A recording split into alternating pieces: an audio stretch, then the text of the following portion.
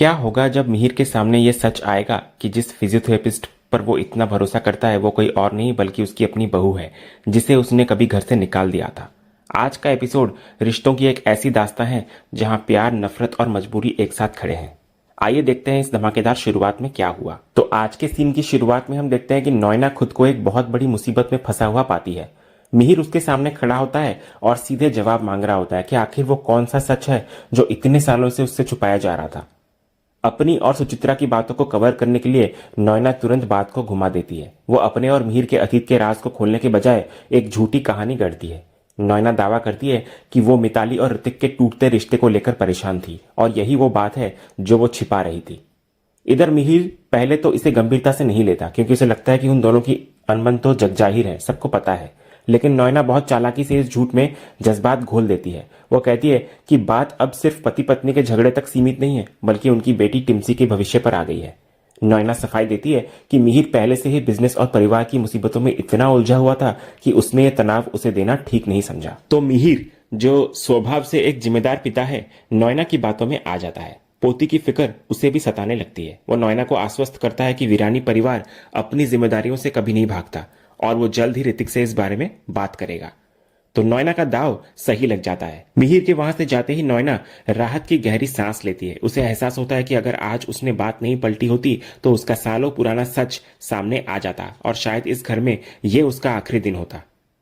अगले सीन में तुलसी अपनी ममता की छांव में अंगद के बच्चों को लोरी सुनाकर सुला देती है। यह नजारा देखकर वृंदा हैरान होती है कि बच्चे इतनी जल्दी कैसे सो गए और वो हमेशा माँ के पास ही सो जाते हैं। तो तुलसी मुस्कुराते हुए कहती है कि ये उसकी किस्मत है जो पोता पोती का सुख उसके पास है, क्योंकि यही वो रिश्ता है जो उसे अकेलेपन से बचाता है। इधर अंगद, जो कि वहीं पर मौजूद होता है, अपने पुराने दिनों में खो जाता है। वो याद करता है कि कैसे बचपन में उसकी माँ की ये लोरी की आवाज उसे गहरी नींद में ले जाती थी। तो माँ और बेटे के बीच का ये पल बताता है कि बच्चे चाहे कितने भी बड़े हो जाएं, माँ के लिए वे हमेशा छोटे ही रहते हैं। फिर बातों ही बातों में जब तुलसी अपने बच्चों को याद करती है कि वो सबको ऐसे ही लोरी सुनाती थी, ऋतिक, परी, अंगद और शोभा, तो अचानक गौतम का नाम आते ही उसकी जुबान रुक जाती है और माहौल में एक अजीब सी उदासी छा जाती है। बेटे की याद उसे बेचैन कर देती है और वो तुरंत शोभा को फोन लगाकर गौतम का हाल जानने की कोशिश करती है। इसके बाद तुलसी शोभा को पूछती है कि वो गौतम से मिली या नहीं, क्योंकि उसका अब तक कोई फोन नहीं आया। तो शोभा बात को टालने के लिए झूठ बोलती है कि गौतम अभी सो रहा है, लेकिन पीछे बैठा गौतम सब सुन लेता है और शोभा को बात करने के लिए कह देता है। जब तुलसी शोभा को बोलती है कि उसे गौतम से बात करना है, तो जब शोभा फोन लेकर गौतम को देती है बात करने से, तो गौतम बात करने से इनकार कर देता है। वो कड़वाहट से कहता है कि अगर माँ को बात करनी है तो अपने अमेरिका वाले लाडले बेटे करण को फोन करे। इतना कहकर वो वहां से निकल जाता है। इसके बाद शोभा तुलसी को वो कड़वा सच बताती है जिसको सुनकर तुलसी हैरान रह जाती है। वो खुलासा करती है कि गौतम पूरी तरह टूट चुका है, बिजनेस बर्बाद हो गया है, आर्थिक तंगी है और सबसे बड़ी बात, उसकी पत्नी और बेटा भी उसे छोड़कर जा चुके हैं। ये सब सुनकर तुलसी का दिल बैठ जाता है, लेकिन वो हार नहीं मानती। वो शोभा को एक खास काम करने के लिए कहती है जो शायद इस बिखरे हुए रिश्ते को जोड़ने की एक नई कोशिश हो सकती है। अगले सीन की शुरुआत होती है मिहिर की एक जिद से। वो वृंदा को फोन करके फिजियोथेरेपी सेशन के लिए बुलाता है क्योंकि उसे कहीं जाना होता है। वृंदा इधर बताती है कि उसने अभी बच्चों को स्कूल से पिकअप किया है और घर छोड़ने में उसे काफी वक्त लग जाएगा, लेकिन मिहिर उसको मना लेता है। वो कहता है कि बच्चों को घर छोड़ने के बजाय सीधे अपने साथ ले आए। वो मजाक में कहता है कि उसे भी तो देखना है कि इतनी अच्छी माँ के बच्चे कितने प्यारे हैं। तो वृंदा पहले तो मना करती है, लेकिन जब मिहिर सेशन कैंसिल करने की धमकी देता है तो वृंदा ना चाहते हुए भी बच्चों को साथ लाने के लिए राजी हो जाती है। अगले सीन में शांति निकेतन पर मिहिर का सेशन चल रहा होता है और इधर वृंदा के बच्चे अपनी माँ के डर से शांत बैठे होते हैं, लेकिन मिहिर अपनी बातों से उनको हंसा देता है।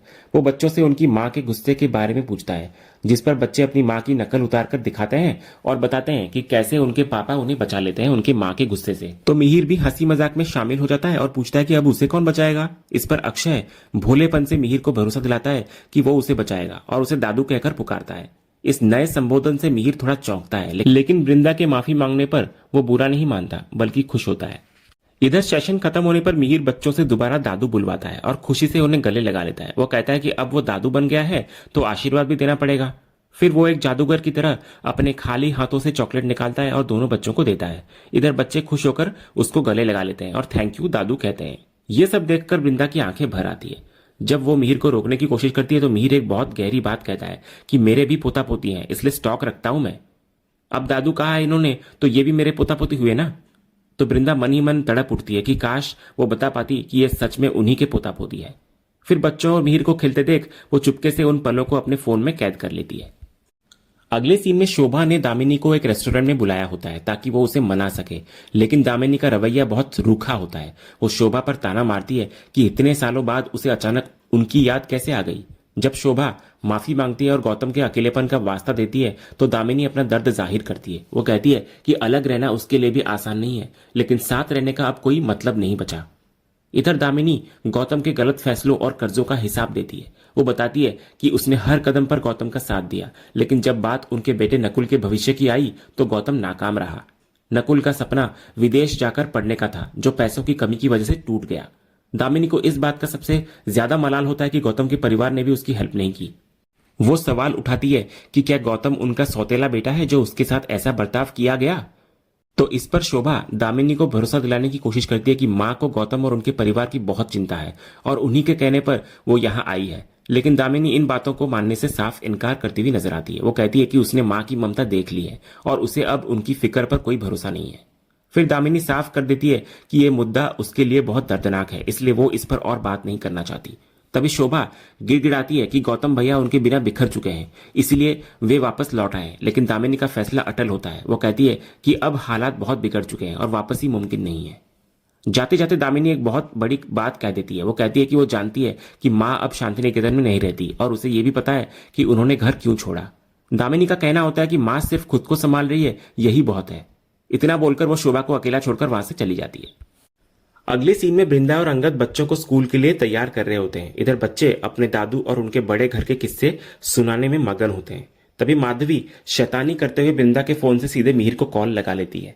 तो वृंदा घबराकर डांटती है और फोन छीन लेती है, लेकिन मिहिर दूसरी तरफ से उसको टोकता है। वो कहता है कि ये उसका और बच्चों का निजी मामला है, इसलिए फोन बच्चों को दिया जाए।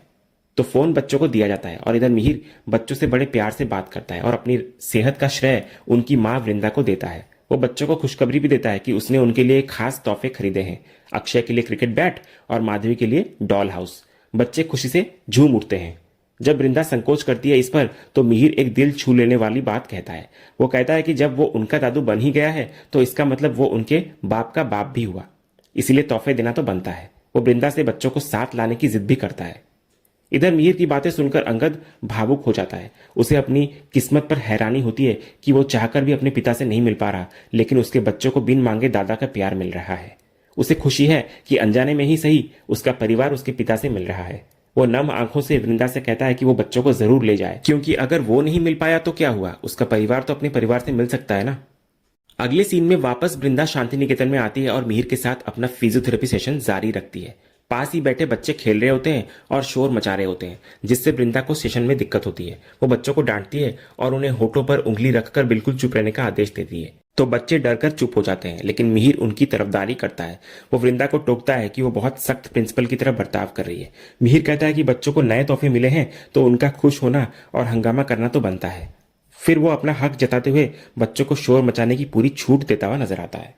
फिर वृंदा हार मान जाती है तो बच्चे इधर मिहिर को तोहफों के लिए धन्यवाद देते हैं। इधर माधवी बता रही होती है कि ऐसा डॉल हाउस पूरे चौल में किसी के पास नहीं है, जिस पर मिहिर भी प्यार से कहता है कि अब उसके पास तो है। फिर जब मिहिर बच्चों के अच्छे संस्कारों की तारीफ करता है तो बच्चे भी बताते हैं कि उनकी दादी भी उन्हें बहुत अच्छी अच्छी बातें सिखाती है और कहानियां भी सुनाती है। तभी इधर वृंदा एक फोन कॉल के लिए बाहर जाती है और मिहिर इधर बच्चों के पास बैठ जाता है। बच्चे उसे अपनी पसंदीदा लव कुश की कहानी सुनाने लगते हैं। इधर अक्षय बताने लगता है कि यह कहानी उनकी पसंदीदा इसीलिए है क्योंकि उनकी अपनी कहानी भी बिल्कुल वैसी ही है। बच्चे बताते हैं कि जैसे सीता माता घर छोड़कर गई थी वैसे ही उनकी मां भी घर छोड़कर चली गई थी। वे कहते हैं कि लव कुश की तरह उनके पापा भी अपने पापा से नहीं मिलते और वे बच्चे भी अपने दादू से नहीं मिल पाए। तो बच्चों की बातें सुनकर मिहिर को अपना अतीत याद आने लगता है। उसे याद आता है कि कैसे उसने अंगद को घर से निकाला था। जब वो बच्चों से उनके घर का पता पूछता है तो वे मंगल कामना चौल का नाम लेते हैं। ये नाम सुनते ही मिहिर के जहन में वो कड़वा दिन ताजा हो जाता है जब उसने वृंदा और उसके परिवार को ठुकराया था। तभी मिहिर की नजर अक्षय की किताब पर पड़ती है जो उसके हाथ से लगकर नीचे गिर गई होती है। जब वो उठाता है किताब को तो उस पर लिखा नाम वो देखता है और उसमें नाम होता है अक्षय अंगद वीरानी। पढ़कर उसके पैरों तले जमीन खिसक जाती है। मिहिर हैरान रह जाता है क्योंकि उसके सामने ये सच आ चुका होता है कि ये प्यारे बच्चे कोई और नहीं बल्कि उसके अपने पोता पोती है और वृंदा उसकी बहू है जिसे उसने कभी अपनाया ही नहीं था। तो मिहिर के इसी गहरे सदमे और अविश्वास वाले सीन के साथ आज का ये एपिसोड यहीं खत्म होता है। तो दोस्तों, आज का ये एपिसोड का अपडेट आपको कैसा लगा, अपनी राय हमें कमेंट बॉक्स में जरूर बताएं। अगर आपको आज का ये वीडियो पसंद आया हो तो वीडियो को लाइक करें, शेयर करें और हमारे चैनल को सब्सक्राइब करके बेल आइकन जरूर दबाएं, ताकि क्योंकि सांस भी कभी बहू थी के अगले धमाकेदार एपिसोड का अपडेट आपको सबसे पहले मिले। धन्यवाद।